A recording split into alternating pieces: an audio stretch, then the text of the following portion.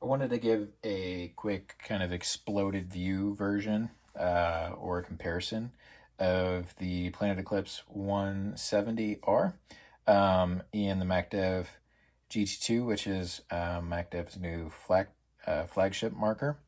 And so we'll just kind of take this apart or look at this piece by piece. I didn't want to bore you with removing everything. In another video, we compare the bolt system. This one, I'll say again specifically, is more of like a air sear or unbalanced spool style bolt. The body itself, it comes apart relatively simply. The front grip has to come off. There's a screw up here, a screw back here, and then it unlocks itself, which is really how some of the mech frame stuff goes to attach on this specific gun. There are some differences in this specific frame and really design from the GT2. One, you'll notice that there's wires that are running throughout, an I-board itself that's attached. It's got a 9-volt battery operation. And then the solenoid itself is in the back, located in the frame. Pretty simple solenoid design. So you see there just a little bit of difference there, quite a bit of difference actually, in how the actual frame is designed. And then actually getting to the reg too, you have to pull off the pops ASA to get in there. And the regulator kind of guts are located in here. And so this is how you would get in and maintain your regulator. Also, the eye covers are held in place by these little plastic kind of nubs that pop in and out, allow you to remove your eye covers to get to your detents. Again, those are accessed with the removal of this battery cover. So it's still pretty simple design, especially for the price point of something like this. And again, not knocking anything of Planet Eclipse, but really just wanted to show you a side-by-side comparison, just because I had this gun, which is a guy on my team's gun, here to kind of work on and get in fighting shape for next season. And now we have the MacDev GT2.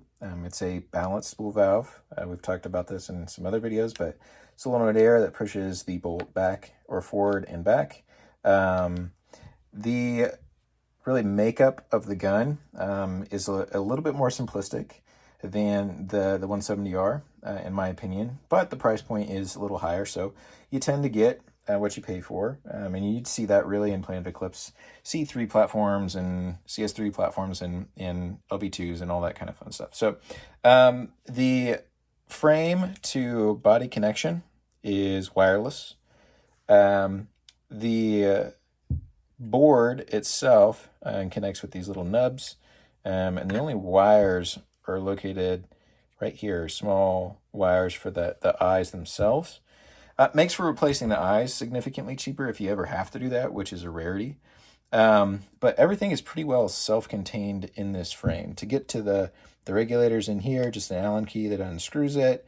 So it's a really simplistic design. One of the flaws of this particular design is the solenoid situation, and since it is a balanced spool valve, MacDev had to do a little bit of working around how to get that to situate itself.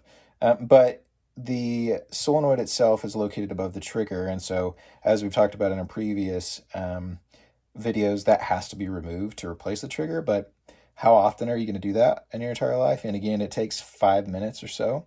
But it's not as simple to replace the trigger in the GT2 as it is the 170R itself. OLED screen, a bit smaller.